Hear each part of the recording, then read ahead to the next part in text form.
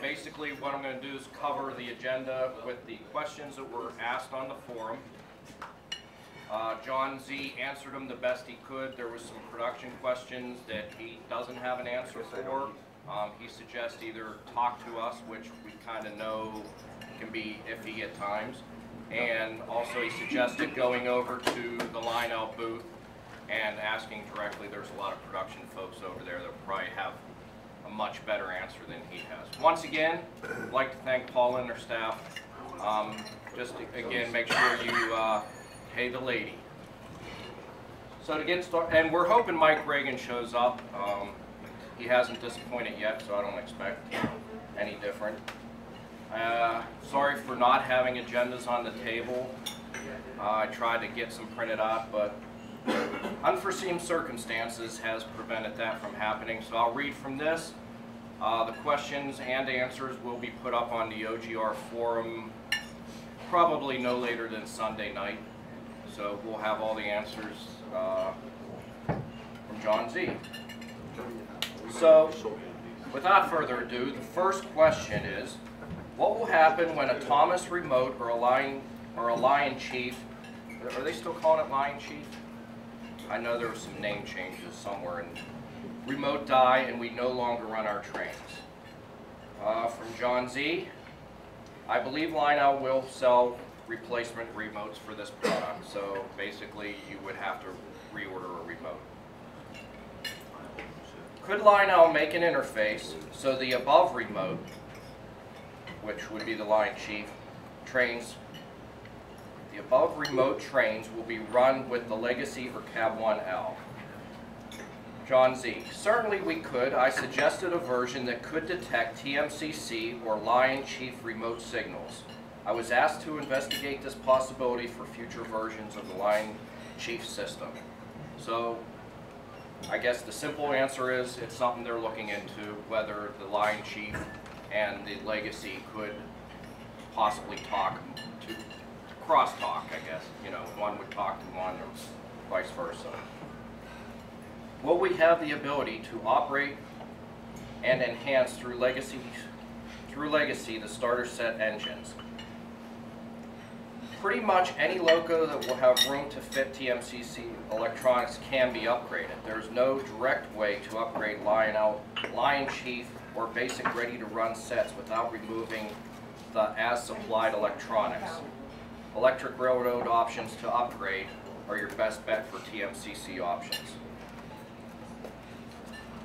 What is the purpose of the 10-pin connector on the ZWL? This connector is for factory testing and programming. That's the answer from Lionel. Are there any plans to enhance the LSU program to include tabs for train, track, accessories, routes, and switches? The answer from John Z, the LSU is supplied free of charge, so revisions and features are implemented as time permits.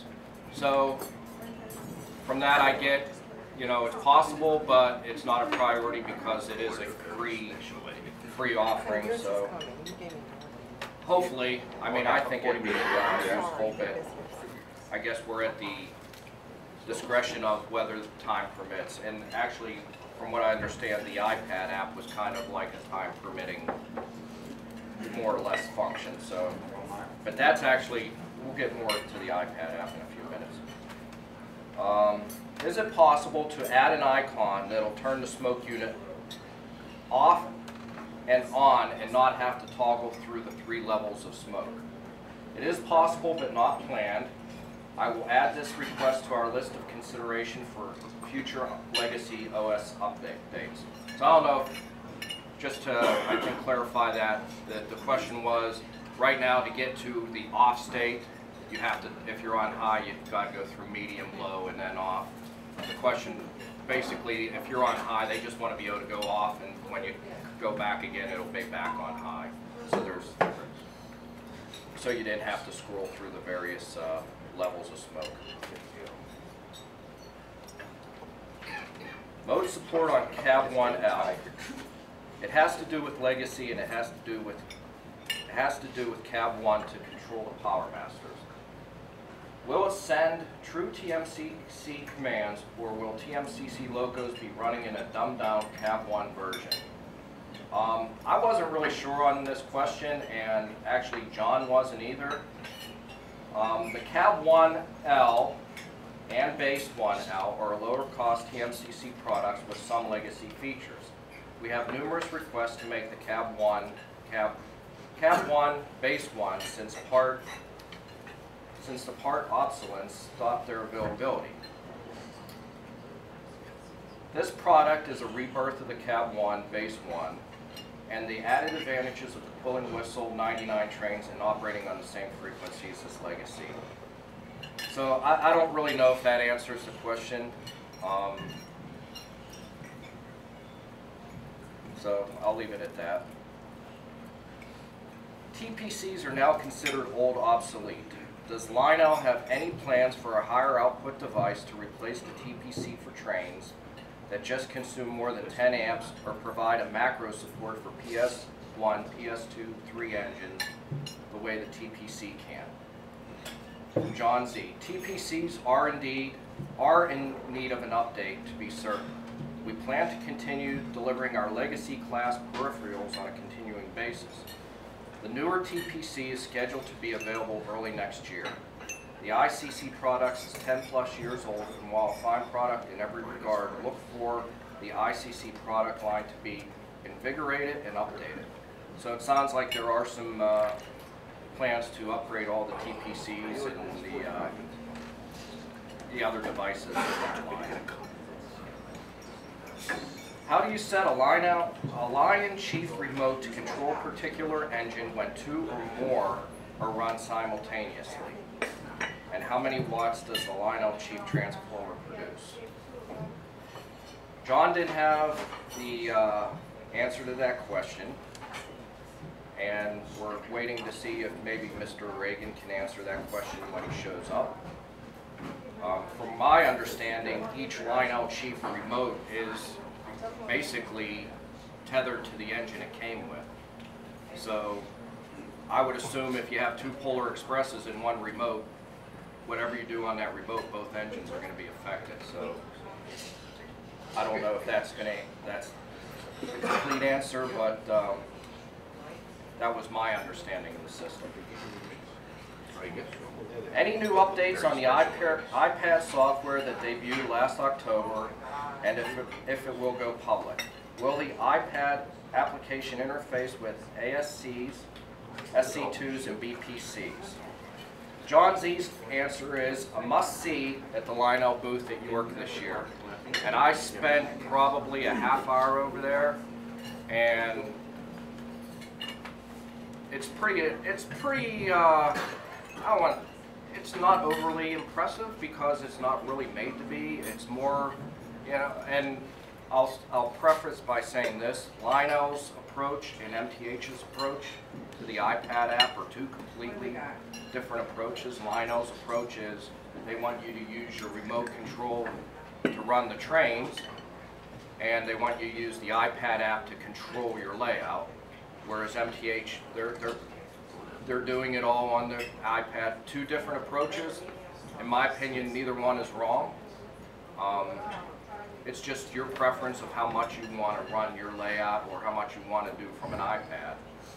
The Lionel approach has minimal train control. From what I saw, it's going to be interfacing to all those devices mentioned. It's now going to have the ability to turn off blocks. It has the ability to throw switches from a graphical interface rather than scrolling through your remote.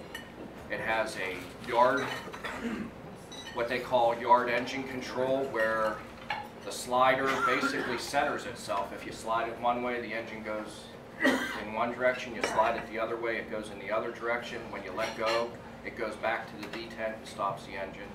So their idea there was in the yard where you're bouncing back and forth, it's a little bit easier. Their infrared track they were showing, it's actually a little bit more than we were led to believe early on. It is truly dependent on which direction the engine goes in, what could be triggered. So if the train's going in one direction and it's put before a crossing, it can have pre-programmed, there's 10 pre-programmed scenarios where it will do a grade crossing whistle for that engine. It knows which engine, it'll send the command to do a grade crossing whistle. But if it's going in the other direction, it may trigger some other effect. And that's all, still early on, I didn't get the complete demo, but that IR track is direction dependent. So depending on which way you're going, it might trigger one way, one scenario going one way, one scenario going the other. And like I said, there's 10 pre-programmed from what John was saying, but there's also the ability to add and record your own scenario in that. I don't know how many openings for that scenario, whether it's just one or there's at least 2 I know of, because he said you'll be able to do a scenario going one way and a scenario going the other way, depending on your layout. So they got it over there. I highly suggest, if you're interested in this, go over there. The other thing that it'll do is, we got the old LSU software on the computer. That is going to be still supported, but the ability for the LSU will be on the iPad. So when the engine rolls over that IR sensor, it dumps all the information into the Legacy base and your iPad app. So now you can actually go and edit engine names on the iPad. You can edit the road numbers. You can actually take a picture of your engine, and when you call it up on the iPad, you'll have a picture of your engine. So it actually does it's starting to evolve to do quite a lot more than we expected it to. I asked John if we'd be able to write modules from the iPad. At this point, no, but he's hoping to be able to do the multi-engine modules, but not. He kind of seemed to suggest that the system software would still be done this way. A little bit more good news for all those people worried about having their base that might be packed away in the middle of the layout where they can't get to it. Well, to use the iPad, you have to get, they're making a Wi-Fi to serial adapter to plug into the base. From what John mentioned, now you can use your laptop to Wi-Fi into the base, so there's no more, if you don't want to have a hardwire connection to your computer, as long as you're on Wi-Fi, you should be able to talk to your base from your laptop over the Wi-Fi. So I know there was a lot of questions on the forum about my base is in my middle of my layout, and if I need to do an update, I don't want to have to crawl back there, so that may be the solution for that. Is that in the existing base? Or is this a new word? This is going to be, what, the Wi-Fi? Yeah. The Wi-Fi is going to be a separate product. From what I understand, and you know, John was still, it was still early on this. Somebody asked John yesterday while I was standing there, how much would the app be? And his vision is that the app would be free. But the little caveat there is, to use the iPad with the base, you need the Wi-Fi adapter. So that's where the cost is going to come in. He was saying probably street value would be, or retail value in the 150 range, which would probably put it in the 125 range, I'm guessing. But that price was not set. That was his guess. That's not any kind of product manager or any kind of. Tell everybody that's an add-on to the existing base. Yeah, it is an add. The module, the Wi-Fi module they're selling, will be an add-on to the base. It doesn't come with the base, or it's not part of the base. Elliot? So, as I understand it, I'll be able to do it on my iPad, but it's not a Mac application that I can use on my computer. You know what? I was going to ask them, if you're doing this with an iPad, to me it seems like, I'm not by no means a programmer, but if you're making an iPad app, which is an Apple-based product, could this be something that would run on a Mac? And I did not ask that. That might be something as you're scrolling past the booth to ask. It seems logical, but I don't know what the difference is between an iPad programming versus an Apple computer. But It's, That- to me, it seems Yeah, logical. last October, I think you may have mentioned that it's not available on the Mac if you want to use the No, it's Mac not. module or whatever. And that's something I would love, so. So that would definitely be worth, because like I said, all the LSU, I mean, if you go over there today, ask them to show you the LSU part of the iPad app, because you can do a lot of the naming, a lot of the road numbers, and a lot of that. So if that's running on an Apple OS already, you would think some of that could carry a lot of it's built for. Like I said, but I don't know what the difference is between Apple versus an iPad versus. Now, the iPad app will run on an iPad 1, iPad 2, iPad mini. He said it will not run on an iPhone because it's just too small of a screen for all the information. So, but again, I would suggest if you're really interested in there, go over to the booth. They got it all set up. They'll show you how you can toggle the switches and go through the LSU software, and pretty interesting. Like I said, it's not earth-shattering or anything, but their approach is to run your layout with limited train control. Next question. If the IR track will be marketed, will there be a standalone IR transceivers for non-fast track users? Actually, on the forum last night after this was shown, I saw a couple questions into this, and I brought that up, and somebody else brought it up while I was standing there. And John does know that there is a market for this, and his exact answer from here, and then I'll add to that as to what he said. I believe the best way to incorporate the IR sensor track is to adapt the fast track version into the layouts, as the IRDA sensing electronic parts are quite sensitive to noise. However, I do believe we can offer the core components in future for folks to incorporate other track systems. And I talked to him yesterday, like I said, somebody asked him, I was standing there, and he said he's already kind of done it with Atlas track, but right now their primary focus is on their own track system.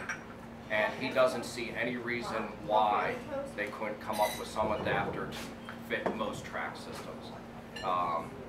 He did feel that it might be a little bit of work on the user's end to maybe modify some tie placements, but he seemed very open, and he knows that there is a market to sell an aftermarket product. So I would say it's probably going to happen, but it's not the priority. Obviously, they're going to put in their track first. Only the fast track? Pardon me? Only the fast track, not the tin plate? I would say the tin plate would probably have to be an after one of their add-on things, but right now it's fast track only. So from here, he's recommending to do a transition piece. I guess, in my opinion, right now, if you're just looking to get the information off the engine for programming your cab 2, I mean, you could almost make a siding and put one piece of it. But from what I see, as this product develops, he's talking about train collision avoidance, setting up routes that you have multiple IR tracks around the layout, so it senses where the engine is. And if you're going to do a route, if you want to get the engine from point A to point B, it's going to figure out the best way to get that engine there, so you're going to have multiples. Right. That's where I see the problem with the fast track is, you know, if you're just using it for programming engines into your remote, then you can do a siding, but now it gets complicated when people with existing layouts and they want to take full use of the LCS, in my opinion, it's dumb if they don't come out with something that you can adapt to other track systems, because they're going to lose a lot of business. And that's my opinion, just so we're clear. I am being videotaped, so. And maybe that's why Mike didn't show up, I don't know. All right, one of the bullets in your post mentioned upgrading the LSU program in order to have access to switches and accessories. This is kind of a copy of an earlier. That is a great idea. Another feature would enhance the functionality of the LSU is a notes section. It would be cool to be able to type notes into the LSU that could be displayed on the cab 2 screen.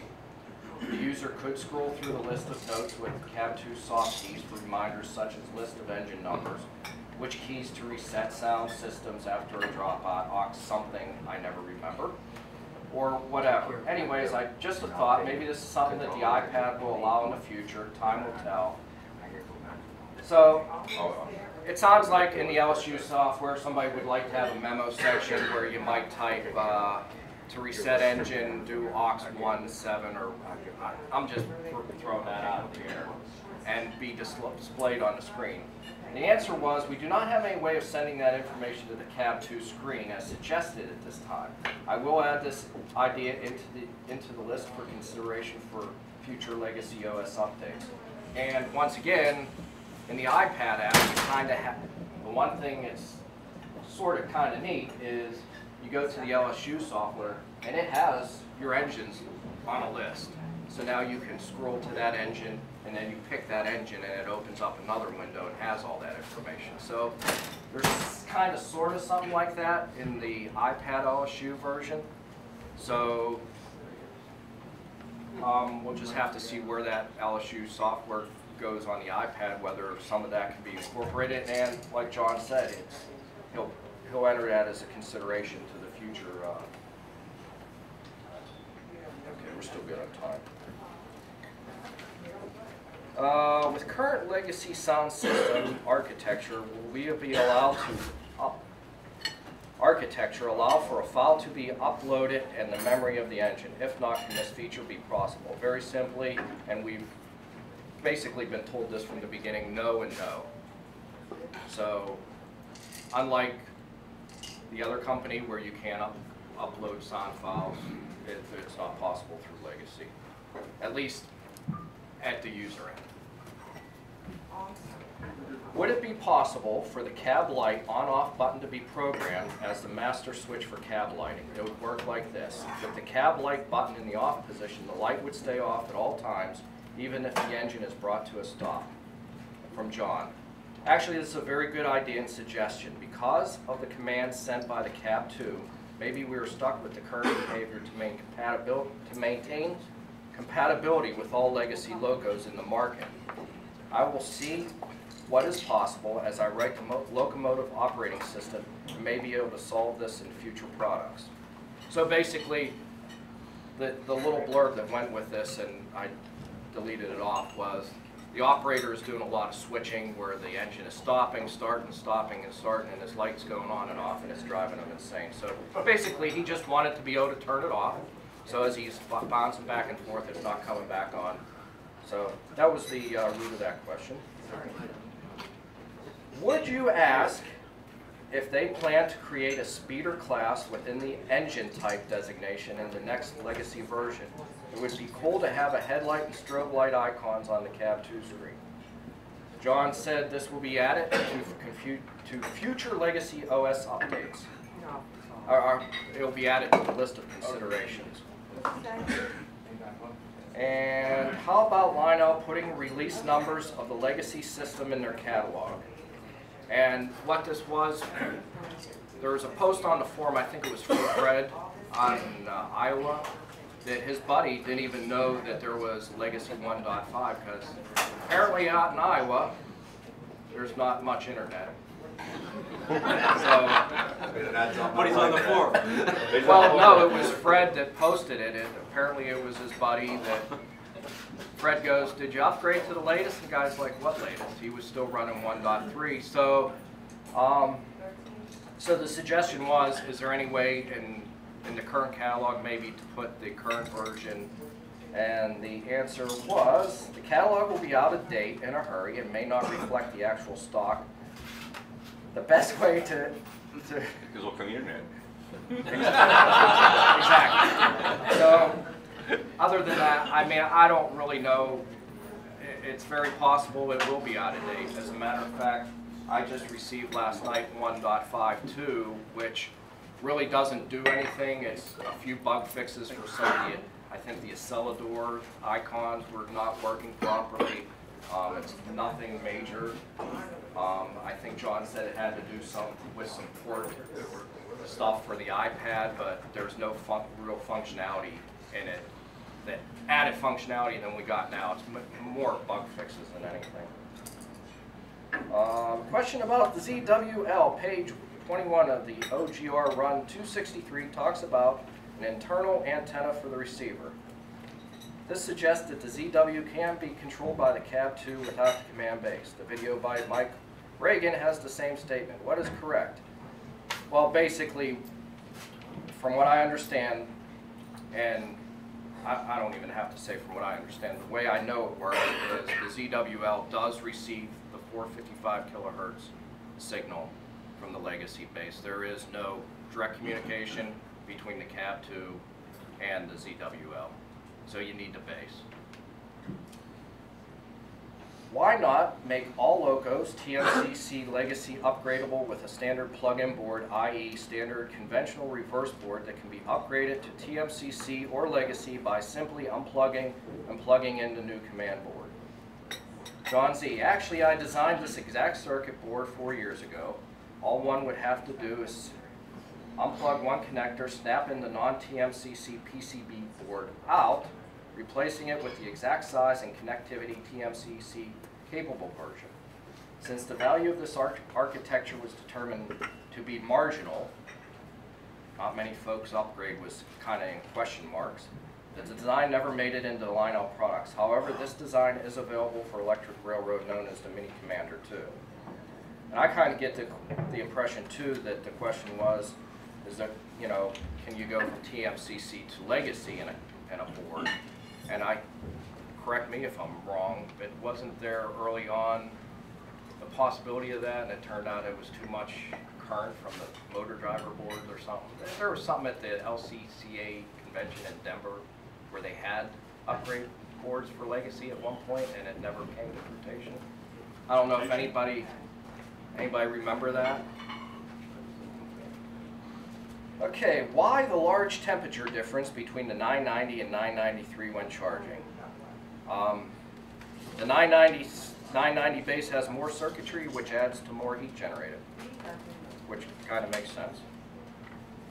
A lot of these next ones are product related questions. I'm just going to shoot through these real quick. If there's any that just say ask the marketing people, I'm not going to read them here to give Mike some time to go through. But question about more fast track switches, that's marketing. What sets are decided upon, that was a marketing question. Starter sets with, why not equip starter sets with low-end TMCC systems? John agrees, that's a marketing question. Marketing question, I would be interested. Yeah, most of these are marketing questions, so I don't want to waste time with them here. I will put if I find anything or I hear anything over at the booth, I will add to that on the when I post this on the forum. One comment that John made about the starter sets, you know, a lot of people asking why isn't it just TMCC instead of the new system, and it was basically to market, to attract kids and parents and have a price point they could live with. So there was a limiting factor there. So without further ado, I'm going to let Mike see if he has any inside information that he can provide or share with us since he showed up. We got about 15 minutes. I don't want to hold you guys up to getting over the fairgrounds, so I'm going to kind of bow out and let you come in. Thanks, Marty. So, let me grab my breath. you're not going to share it? You want a piece of toast? Bacon. Thanks. A piece of bacon? No, be selfish. It's okay. I licked it already, though. Just like my kids. Nice. So, since you guys scared me so much at the last lug nut meeting, you clearly tapped out my very limited product knowledge. This time I've come armed with the source of knowledge, John Ricks, who has been on the legacy development team from the beginning, and now John Ricks. You're supposed to eat up at least like 5 or 6 minutes there, man. Let me know if the underside of the buses are rusty. Oh. does snow plenty here. How you guys doing tonight? Good. It's morning. I guess it's been a whirlwind. I don't even know what time of day it is. So I guess I have a few things to talk about. I've seen a few of you guys at the show yesterday. I thought maybe I'd cover some of the new features that we added in the iPad app since the last time we showed it at York. So one of the biggest features that we thought would be useful to people while they're dealing, setting this up on their layouts was the LSU functionality. It's a lot of work sometimes to disconnect the base, get your computer hooked up to it, and run the program to access your roster of engines. So what we did this time is basically in the app, as it was before, we have a roster button that will read from the base, just like the LSU does, and you can edit all the information about your locomotives in there. It allows you to change basically the touchpad icons, for like if you wanted to set in rule 17, or if you like to put in, for example, strobe lights. You can also change the name, road number, the control type, whether it's a Legacy, a TM1, a Cab1, or the sound type. And we've also added a feature that lets you, if you want to, you can take pictures of your locomotives and save it into the roster. So this will always be saved, and you can have a picture of each of your locomotives that are there underneath the roster page. Now, that will also allow you to write and read it from the base. It's also nice because it's wireless now, so you can do it as you move around the layout. The other things that we've gone ahead and added is we've added some more track pieces to deal with the sensor board that we're releasing. So we have this new page on the side here that you can build your layout with.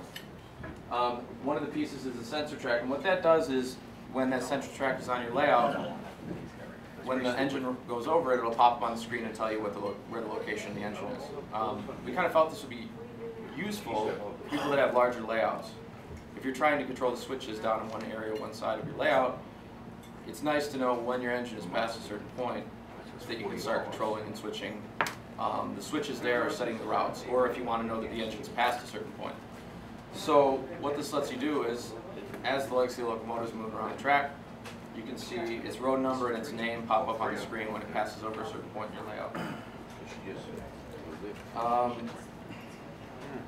The next thing that you may have seen at the show is we've had some new control pieces for the layout that we're coming out with.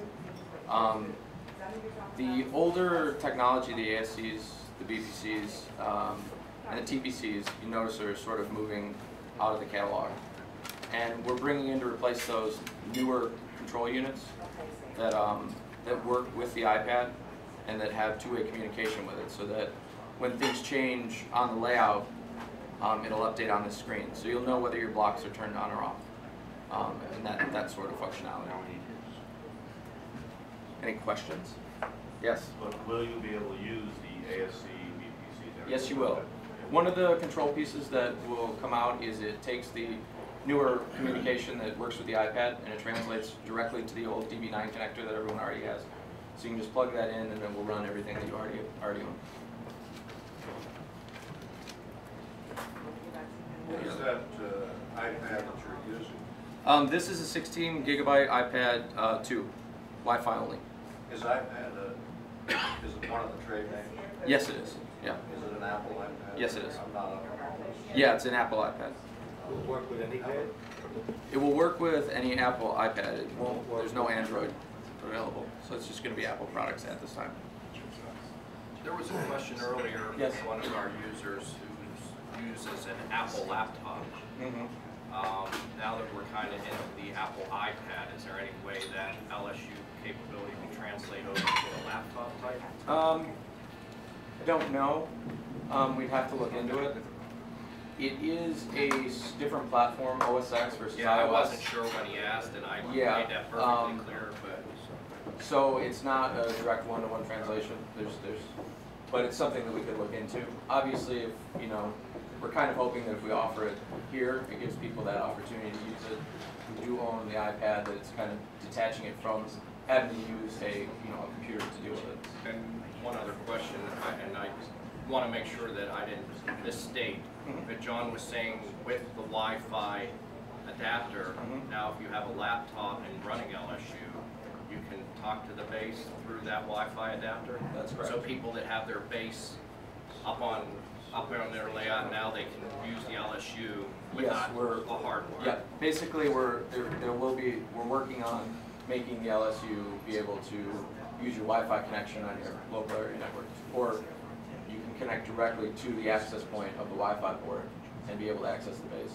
So it takes away part of that frustration of either having to disconnect your base, move it, connect it up to deal with editing the LSU, or running along cable or moving a laptop over there. Yes. The sensor tracking, if I understand it right, it's always quote-unquote live sensing engines going back Yes. and forth. How reliable, sensitive is it? Is it speed sensitive at all, or? I mean, if I blow the engine by it at 100 scale miles an hour, which it wouldn't do, but if I did,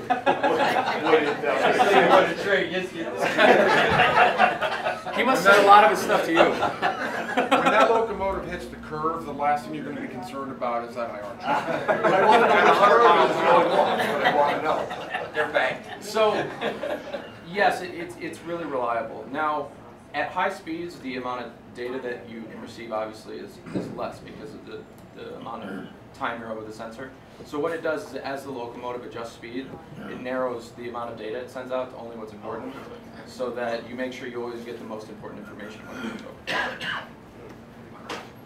Could you just explain a little more about what's involved with being able to turn the blocks on and off? Because, like, I would use it mostly in a yard setting to turn on individual tracks.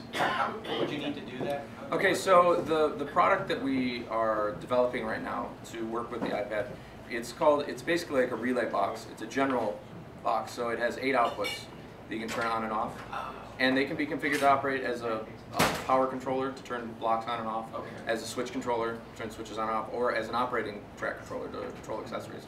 So for that to work as it is, you would just need the block power controller and the Wi-Fi board, so that controller and the board. And you would have to have isolated track pieces that you would wire up through those relay switches to turn them on and off. Okay, thank you. Yeah, no problem. When is this all going to be available? The iPad November. app and the We're Wi-Fi. going to tell you What year? We're not going to tell you. November. Check the shipping schedule. It'll say November. Any more? Oh, I have You one. get more than that.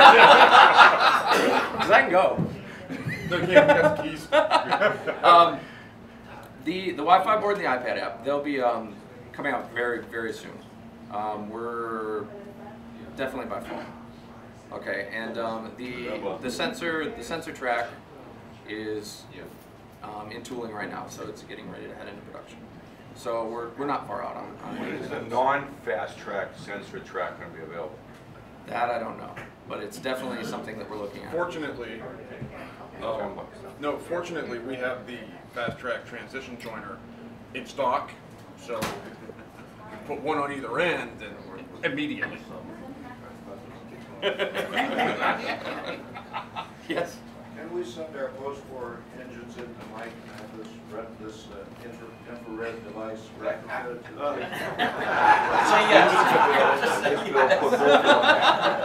The answer is very simple. If you have enough money, I have enough BS. See which wins out. Yes.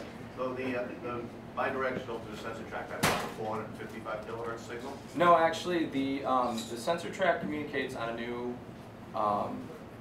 communication network. Basically, it's a plug and play. So they're molded cables that go between these new boxes, and so the sensor track connects through those. They're daisy chained. Oh, so they're all hardwired?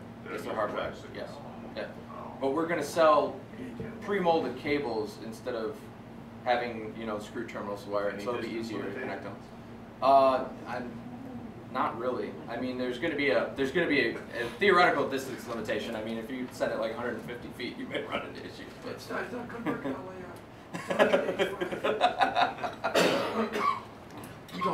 we don't design our products to work with you. What's the spacing of the sensor tracks? The what? The spacing in between each one. Well, I mean, any spacing that you would really want to have. Right now, it's really designed just for one on the layout is all you really need.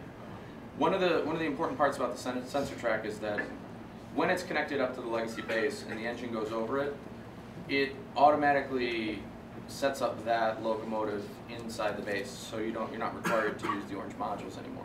No, let me stop there. What he said was, pretty soon, none of your locomotives will have an orange module on the box, so don't call me and tell me it's missing. We know. Yes. My understanding, and I'm not a techie person, as my friend will tell you, my understanding is I'm still going to need to walk around. I have my legacy remote in my hand to run my locomotives. Yes. What I'm not understanding is I'm walking around a large layout, and I want to be able to use my legacy remote walking around, follow the train. I can't hold my legacy remote and hold the iPad in my left hand and throw switches and turn on my blocks. So isn't this going to tether me to a certain part of the layout where I'm going to have to stand and do that? Can't we just design what it looks like a legacy controller on the right side of that screen so I can run my locomotive with just the iPad? Well, I mean, we really feel that, running your locomotive is something that, we've already designed a really good control system in Legacy. And there's no reason to try and reinvent that on the iPad.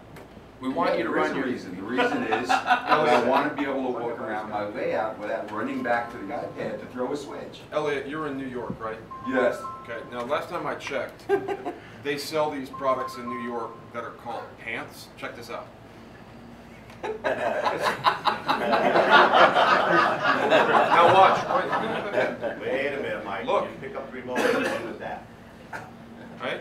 And then, check this out. Oh man, I don't want that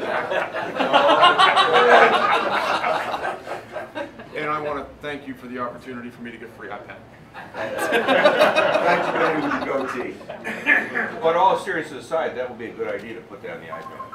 Well, we're definitely put some control in here, but we definitely put some engine control in here because we realize that you do want to control some aspects of the engine. However, we really want this to be replaced like the panel control that you can set up in locations to control parts of your layout. We didn't really envision people wanting to control their whole thing walking around like this, because the problem with, we don't want you staring at this screen to run your engines. We want you with a remote staring at your engines. So now you say that, are you guys going to still come out with a stand for the iPad? That I don't know. I'm not sure about that. But the other primary marketing focus for us is if we put all the cab controls on here, chances are you wouldn't buy the Battle Train app.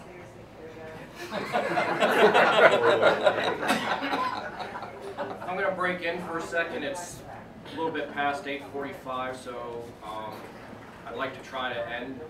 If there's any other quick questions we can get through, I don't want anybody getting over to the show late, so. Oh, it's okay. It's a rough night. We can stay as long as you'd like. Sure. Got a question? Yes. I kind of would like to draw together what I'm hearing here. It seems to me that you guys didn't listen to your customers before you built this enough, that you really need that app on there or combine all things. Okay? And maybe as you move forward in the future, before you get this too far down the line, you might want to think about putting it on there. Well, it's something that I'll definitely talk to John about and discuss it when we get back. And I think the good thing is apps are updatable, so. Yes, they are. You can always push a new one So up to the store. I would say if there's a big enough demand, then you guys all let them know. Should let him know. His email Well, address will I be get- available after the meeting. But I get all my news through Mike.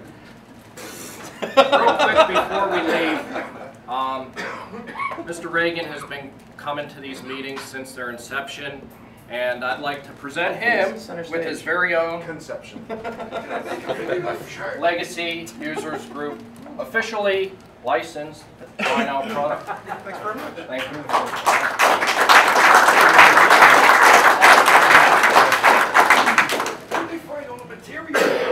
Hey, Hey, keep it up. We'll continue to make products not compatible for you. Just so you know, that's the only 2XL tall that was ordered. So.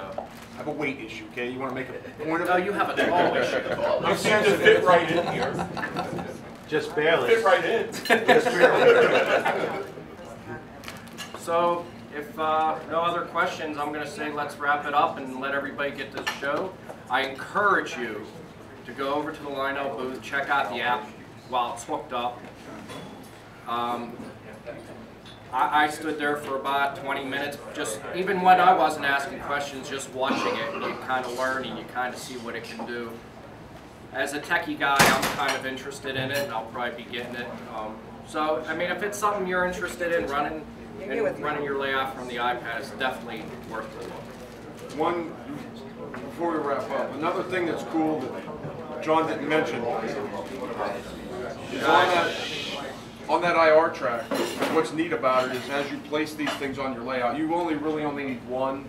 You can add more because we all suffer from tool time disease. More is better. There's there's scripts in there that will send data to the locomotive. So, you know, maybe on the front of the layout you've got number of grade crossings. You put the sensor tracks preceding it, and as the locomotive comes to it, it'll, you know, do the grade crossing sequence, or it'll play a pre-recorded sequence where that IR track will trigger the locomotive to do those things. So, personally, for me, I think that's pretty cool. Probably has no practical use for any of you, but it's cool. I think there's a race generally, I'm just going to make a philosophical quick comment, forgive me. I think there's a race generally, everybody is iPad mania, to get an app and put it on the iPad. The whole idea of an iPad is portability, and if it's going to tether us to a certain part of the layout, then it obviates the whole idea. If it tethers you to... If going to the iPad requires me to go to what used to be a control panel, then it destroys the whole idea of portability and remote control. Because I'm not going to run to the iPad to throw switches and turn blocks on. I have to have it in my hand. Don't worry, Elliot. If you didn't like my demonstration this morning, we'll come up with an overpriced belt for you. Okay. Something like Bob Dylan used to have with a harmonica right here and a straw, and I can touch the iPad like that while I'm holding it. I don't know who Bob Dylan is. All right, Any other questions? Thank you. Thank you again. Hey, the lady. I'm sorry, Mike, but I'd like to get everybody. Thank you for coming. Thank you, John. And we'll see you in the fall.